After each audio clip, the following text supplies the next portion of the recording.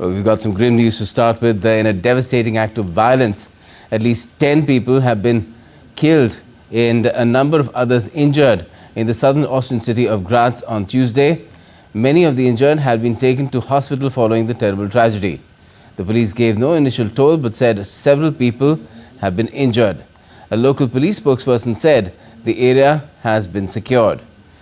People had been evacuated from the school and relatives of the victims and pupils were being cared for. According to the Austrian police, the perpetrator in a school shooting has also been, he's either dead or killed. Early morning at 10 a.m. we got the alert that several shots were heard in a building. We started a police operation after this, including with the task force Cobra. At the moment, the situation has been secured and no, there is no more danger for other civilians. However, there were several deaths. Several world leaders have reacted with shock and horror over the incident, including French President Emmanuel Macron, and the European Union has offered its condolences to the families of the victims and the entire city of Graz. Well, let me start with the absolutely horrible and tragic news that we've just heard regarding events in a school in Graz, in Austria. We would like to offer our deepest condolences to the families of the victims and the entire city of Graz, and we stand together in mourning and while we seek clarity in the wake of this horrible event in a school.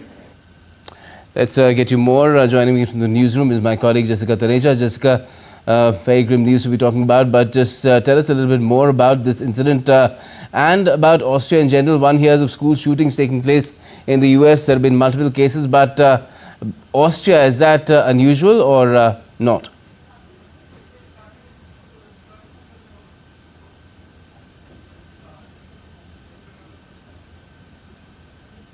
Apologies, Gautam, I don't think I was able to hear you. Just wanted to ask you, how unusual is it for such an incident to be taking place in Austria and mainland Europe? One keeps hearing about such incidents in the US in general.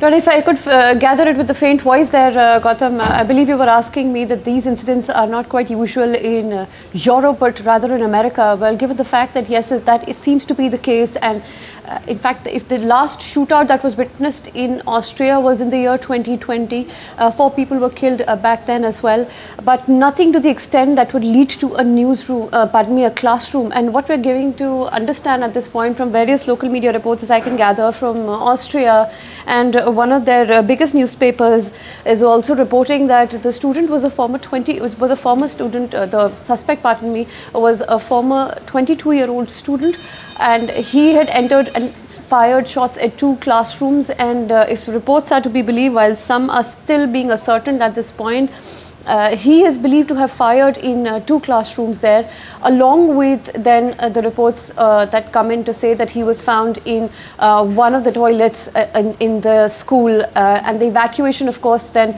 was done in the entire school. But then again, these are similar scenes we've seen in the United States and not in Europe, where in fact there is a huge problem when it comes to gun laws and the First Amendment. We've heard time and again this debate come up with not just presidential elections, but also they drive quite a lot of poll numbers here and there. But that remains largely to be addressed because of the gun lobby that operates with such impunity in the United States of America. But in Europe, this is still the first and perhaps one that is now being called a national tragedy by Austria itself and their chancellor. You heard him a while back, Gautam. Yes, highly tragic, Jessica.